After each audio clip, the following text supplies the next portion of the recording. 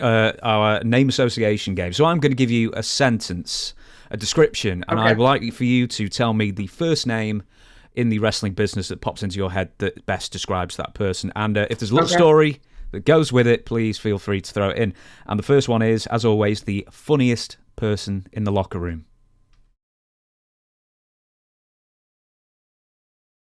Funniest person in the dressing room. Bobby Heenan was hilarious. It was hard not to.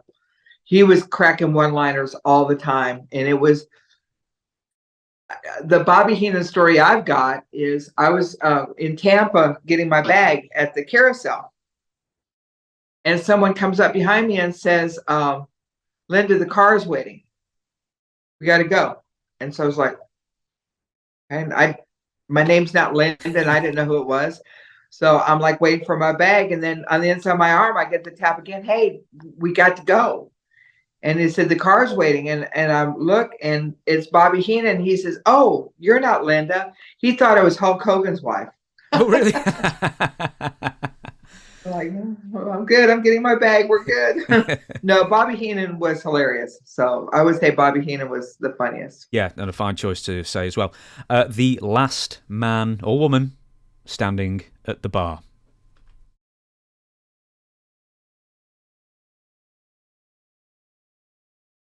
Well, have to put him over. It'd have to be Flair, unless some girl got his attention and he went off to the room, but he'd always come back. So it had to be Flair. It's hard to say that Flair did not shut down any bar that Flair went into. He shut it down. The biggest bully. Bully.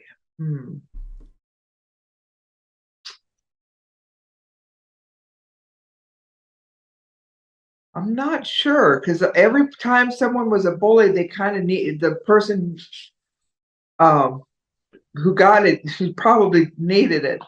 Boy. You can always plead the fifth on that. That's not a problem. I'm not sure, because I can't think of anyone that was like overly like bad. No. I mean, you're with boys all the time, so yeah, there's bully and they're playing and they're picking, but I don't think that anyone got bullied that didn't deserve it. Mm-hmm. Smelliest wrestler. Ooh. Abdullah the Butcher. His blood stank. It was awful. Blood stank. Not personally, not his person didn't stink, but his blood was awful. I mean, it had just this weird smell to it. I've asked that question about 70 times now. I've never had Abby that his blood smell. What did it smell of? Blood's got a smell to it. Like when you smell blood, you know what blood is. Well, we worked with Abdullah for about a month and a half. And he would like run past us to get to the dressing room. So Tali and I'd be going through the crowd by ourselves. And then when you broke through like the dressing room doors, there would just be like a trail of blood and you could smell it. It had a weird smell.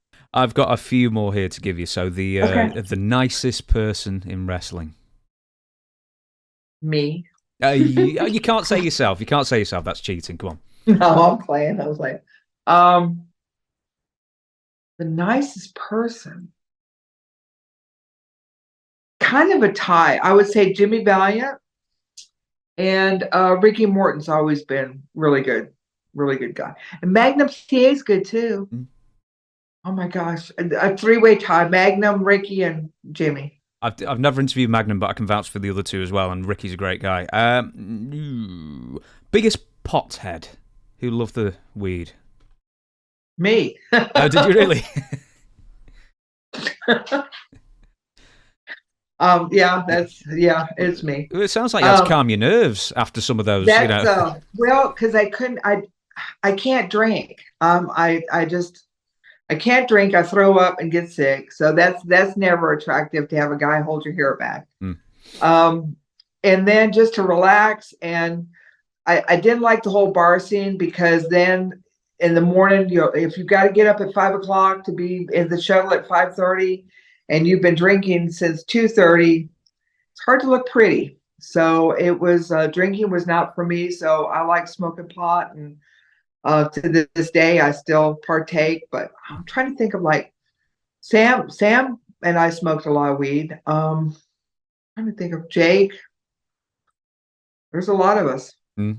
All the ones that are still alive were the potheads. Yeah. The ones that got into the pills and all the other stuff, that's where they seem to have the problems. Was that with the I don't think that people realize, like with muscle relaxers, like they're great and they help you relax. But what you don't understand is your heart, your lungs, and your brain are all part of your muscular systems.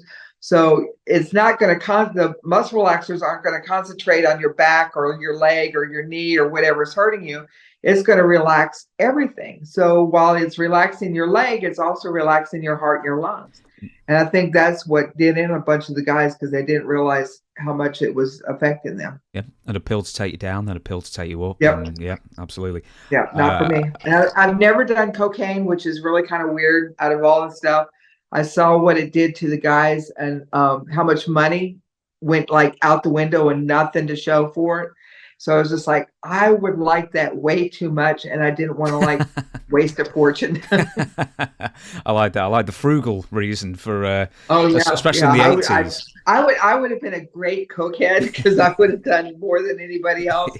So I knew that was like not for me. I didn't want to destroy myself. Yeah, in the 80s, it was at premium as well, wasn't it? Yes. Well, I'm trying to think which one I'm going to say. The most memorable thing you saw on Crockett's plane? Most memorable thing? Or a funny story from Crockett's plane? All we did was we'd get on the plane and sleep. We'd eat and sleep. The guys would play cards. Cornette one time said that Sam and I were like making out on the plane, and that never happened. I actually had to call my ex-husband. It was just like, because I never remembered that happening. Like, because I was always very to myself. I kept, I wasn't like real flamboyant or anything. And even like when Sam and I were a couple, we weren't flagrantly all over each other, because that wouldn't have been cool. So, I mean, we just kind of got on the plane and we'd eat and sleep and get to our car. Now, the Crockett plane was very professional. Ronnie Garvin's plane, on the other hand, we were flying back from Raleigh. And Sam and Ronnie were up front, and then I was in the back. And we had just taken off, and Ronnie lost all electrical power. And it's dark. It's nighttime. So the plane's still going, and you have the instruments, but you have no lights. You have no lights on the outside of the plane, no lights on the inside of the plane, no radio. So we're all like, what do we do? And Rice says, oh, we'll get to Charlotte. He says, I'm just going to follow 85. And he says, when we get to the airport, I'll just land. Well, don't you need lights? He said, oh, no, whenever we get to the runway, I'll get to a certain altitude and the lights will pop on and we'll land. He said, but once we land, he says, you need to get in your car and go. And don't tell people what happened with this. And he said, we're just going to land.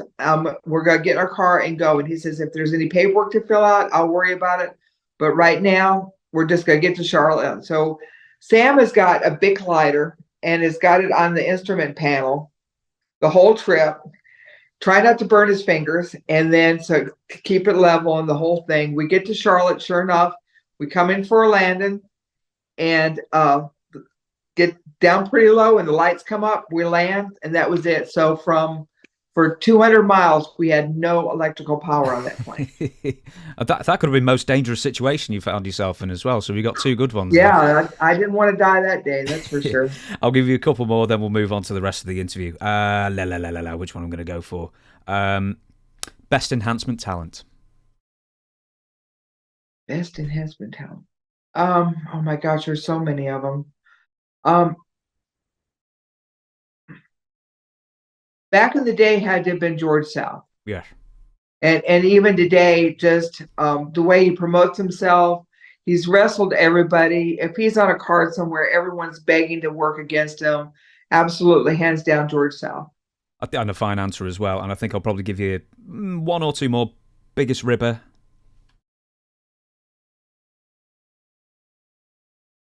I've heard Mr. Fuji will get you. Mr. Fuji was the one back in the day that you couldn't leave your bag out. You couldn't leave anything out. He would find a way to get you.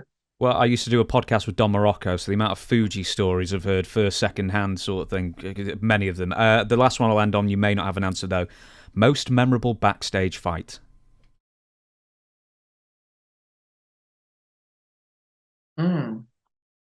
Between Manny and Tully. They didn't like each other at all. And they were shooting, whenever they did promos, it was kind of like one of them had to stay out because they started taking it personal. I don't quite know what happened to start it all off, but yeah, Manny and Tully had some, not like physical, but it got that close to being physical. Oh, really? So it never quite came to blows then? Mm-hmm.